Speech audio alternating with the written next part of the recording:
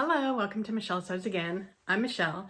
So today I'm going to share with you my recap of my 2023 goals and how successful I was in achieving them. And I'm also going to give you my goals for 2024. If that sounds interesting to you, then please stay tuned.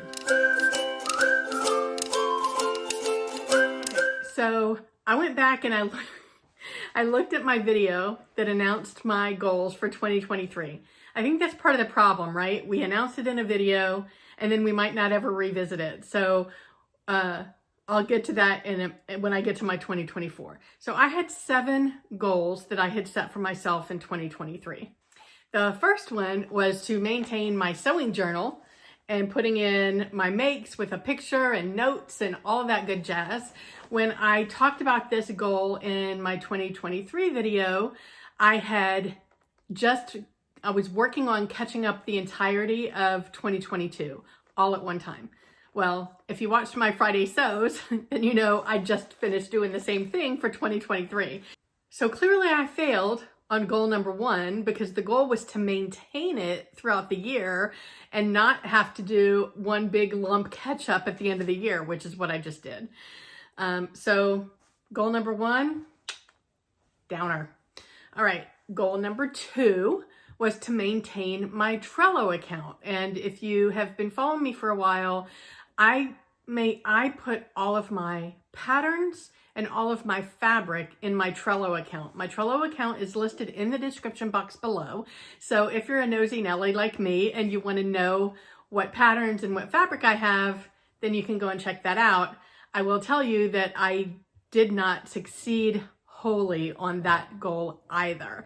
I did get caught up on my patterns earlier this year, but I do know that I have made some additional purchases that need to get put in there, and I haven't maintained my fabric at all this year in Trello. Now, it's really more from the perspective of what I've used because I really haven't bought a lot. I have bought some, but I haven't bought a ton, not like I have in years past.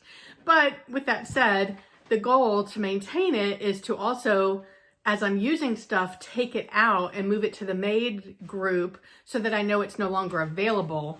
Now, for one thing, that's not super critical because all my fabric is on display. So I can do a quick glance and see what I have. I don't ever intend to get outside of these boxes. I know a lot of people have a lot of fabric stored in bins and tubs and put away. That to me would be very overwhelming. I would never know what I had. Well, I guess I would if I kept it in Trello, but I like being able to see mine, and that provides inspiration for me to want to make something. So I don't ever want to get a stash that's bigger than what I have back here, or my knits that are in a separate section. So I didn't succeed at maintaining my Trello 100%. I did it somewhat, but not 100%. My third goal was to finish a patchwork quilt. So at least from when I set the goal to now, I've gotten started on it because I hadn't started on it yet. I was just like pulling through all of my ice dye scraps. And I've gotten quite a few blocks done. Here, let me show you. So this is my stack of blocks that are completed. I need to calculate how many blocks I actually need for a lap quilt because I've decided that's the size that I'm going to make. So I'm not quite sure how many I need in total. I should probably do that before I continue working on the blocks. So did not finish the quilt, but I did make some progress, which I think is a positive. My fourth goal was to learn sashiko. I thought it was pronounced sashiko, but when I took the class, it was sashiko. I wanted to learn sashiko embroidery so that I could start incorporating it into my garments. I really love it when it's used for mending, for visible mending, but also just in general, the patterns are just absolutely beautiful. So I did take the sashiko class at the Sewing Expo in Lakeland back in March. I haven't really done anything with it since then, but I did get, it was a tough class because the products that we were using, I think the stabilizer was just way too thick, and it made it very difficult to get the rhythm down of moving the needle through the fabric. So I don't feel like I got a true experience of what that embroidery style is like. But I did get a sense of what it looks like, and I really love it. So I do still want to continue to pursue that. My fifth goal was to spend time every month working on refashioning or refitting all of the unworn me-mades that are in my closet. My goal was to just at least once a month take one garment and work on it. I did a couple, so I did refashion a few items. I'll have to go through maybe and do a recap of that at some point. But I did not even come close to finishing. And if I had done just one a month, I would have made a much bigger dent. So yet another one failed. The sixth item on my list is something that's been on my list for several years, and it was to make a leather color block crossbody bag. Again, I didn't even come close to finishing that one. I'm going to take that off my goals list, and it's just going to be something that's in the back of my head that I would like to finish someday. And then my final goal, I don't know whether I've completed it or not, was to, in my original video, I said I wanted to use 50% of my fabric stash that I was starting the year with. I came back a week later and amended that goal because I had gone through, I got all my fabrics posted into my Trello account. I was able to tally up, I measured every single piece, took pictures of every single piece. I got my Trello account updated, and I had 380 something yards of fabric. So 50% of that would have been 190 something yards. And if I averaged 2.5 yards per garment, that would have meant I needed to make like 73 garments, which is doable, but it was unlikely. And sure enough, I didn't even come close to 73. I finished 43 garments this year. I need to go through and update my fabric tracker. I made it through March, updating it, and I had gotten to where, so my target, by the way, when I got to the 25% was 97.5 yards. I got through 24.75 by the beginning of March. And so I need to go through and add up. I just finished putting all of my garments in my journal. So now I need to take that and go on my fabric tracker and finish adding that up and seeing how close I might have come. I'm not sure if I achieved this goal or not.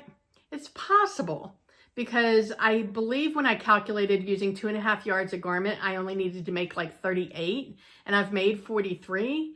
But some of that might have been fabric that I bought this year and not that was already in my stash. So I'll have to go through and recap that for you. So all in all, out of 7 items that were part of my goals for this year, I was really not very successful at achieving them.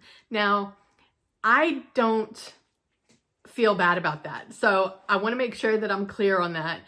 I think of goals as guidelines just to kind of put some ideas out there. They're more thought starters than they are true targets, at least when it comes to my hobby.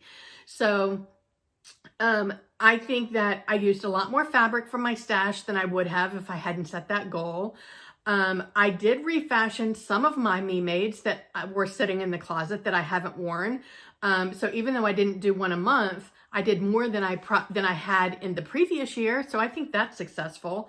I did start to learn sashiko embroidery. I just didn't get very far. I started on my patchwork quilt. I did some maintenance of my Trello. I didn't maintain my sewing journal at all. So I made progress in 6 out of the 7 items. I would say that's a win. So on to 2024. I have simplified my list, and I think that these are all going to be achievable for me.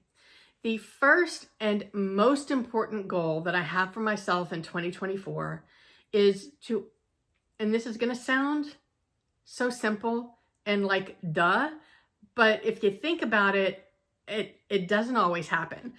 I only want to sew garments that I know I'm going to wear. So I have in the past couple of years, because I'm fairly new in my sewing journey or my reintroduction to my sewing journey, I have put things on my wish list to make because they were going to push my skill set. They were going to push my sewing techniques, my sewing acumen. And so I was making things that weren't necessarily my personal style. Although I appreciated them, I thought they were pretty. I did think I would wear them, but I knew down in my heart they weren't going to be like everyday type garments, which that's okay if you have a place to wear the not everyday things. And I don't really have that. We don't go to like fancy parties. If we get together with friends, it's wearing the stuff I wear every day. I do go to Akron for work a couple of times a year, and quite frankly, it's a business casual environment. So most of the clothes that I'm making to wear in my everyday life will suffice for the office. I might make one or two things that are a little bit more elevated for the office than what I wear every day, but I don't need a separate wardrobe for what I need to pack to take with me on my work trips. So I do still want to, I like the idea of pushing myself, but what I'm going to do instead of pushing myself with sewing techniques that might push me into making something that I know I'm not going to wear, I'm going to push myself with styling. So that is my second goal for the year, is I want to improve the quality of the photos and the twirls and just how I present the garments that I'm making to you guys, and not just for you, but for myself. And part of that is, not only better quality photos and videos, but taking more time to actually style my me-mades. And I want to give options. So for today, even though this isn't a garment-centric video, I did wear my most favorite make of the year, which is my Charlie caftan. It's View A. It's in this ice-dyed shower curtain. And what I've done is I have taken a quick little video and I've styled it 2 different ways. And that's what I'm going to try and do going forward, is style. I'm not going to show you styles of the me-mades that I'm wearing in my videos because I'll repeat my outfits quite often. But when I make a new garment and I'm reviewing it for you, I will show you at least 2, if not more, ways to style it. And these would be ways that I would wear it. Like, for example, let me show you this twirl here, where I have layered the dress with a long sleeve t-shirt that's got gray and white stripes. I've got black capri length leggings. I've got my fabulous magenta suede Van sneakers that I have worn to death. I've got a really fun, long, like silver fish bone necklace on, and I'm wearing this fantastic pork pie hat in hot pink. I mean, how perfect does that look? That my friend Mari from Mari Sews made. This is her leather company, Inspired Leather Co. And she makes these gorgeous pork pie hats. I am the lucky owner of 2 of them. One of them is a turquoise brown kind of ombre. And then I've got my hot pink one here that goes with almost everything in my closet, to be honest with you. And I just thought that that was a super fun outfit. It is one that I would wear if I was going to meet girlfriends for brunch or something and it was a little bit chillier outside. So right now we are having a little bit of a cold snap, and in South Florida that means it's in the 50s. So I don't quite need a coat, but I do need more layers than just my short sleeves and my, my legs hanging out free. So I thought that was a cute way to style it, and it's funky. I like funky, and it's still colorful, but it's kind of pared down with the neutral black, which I don't actually own a lot of except for leggings. And then I've got my pop of color in my dress and my hat. The second way that I have styled it is just with my everyday gold jewelry. I've got some fun pearl earrings on and some beautiful gold wedge heels. And this is a way that I might wear it if my husband and I were going out to dinner. It's probably the only place I would wear the wedge heels because I don't need to wear those in my day-to-day anymore. I definitely don't wear them to the office because that office is humongous and my knee would not be able to take wearing these wedges from one end of the building to the other. But I think it's a perfect way to kind of dress the dress up without being over the top, because I don't really have that over the top kind of need in my life.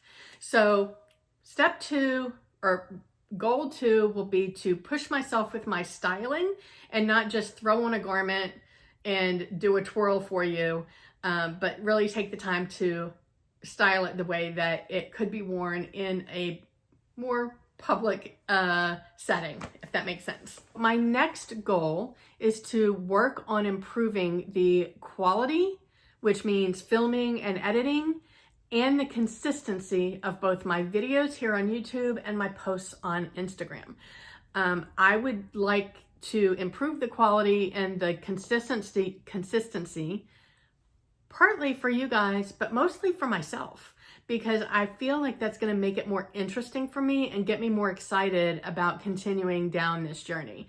So I do have a lot of fun filming YouTube, but I just feel like improving the quality and in the filming and the editing will make it more interesting for me as I continue down this road. Along with the improved quality and consistency, I'm going to commit to 1 video a week.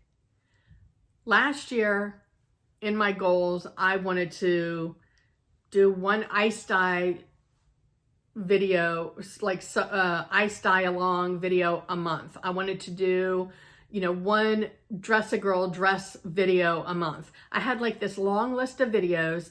I still wanted to participate in Friday sews. So I needed to do 3 videos a week for every week of the month just to get all my regular ideas in. And if anything came up that was over and above that, meant I had to do more than 3.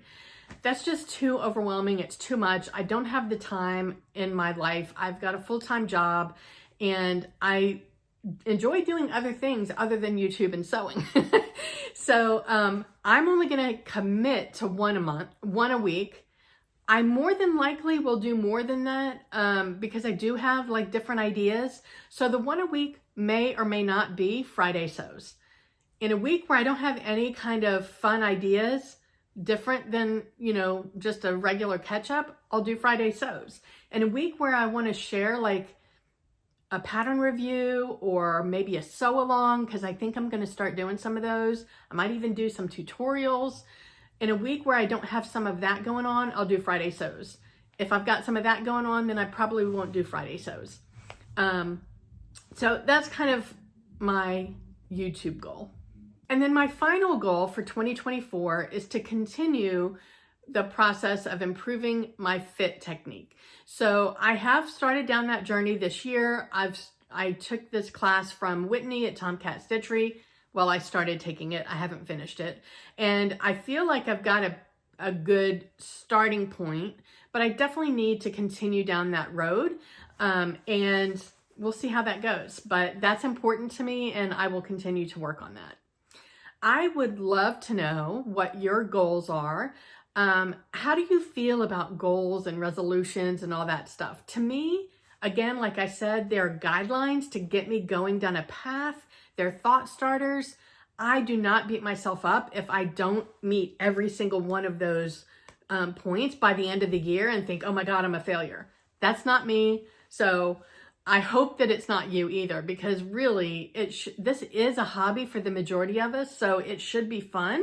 But there's nothing wrong with having goals for your hobbies either, right? So anyway, whatever your goals are, please share them in the comment box below. And until next time, keep sewing the colors of your dreams. Bye.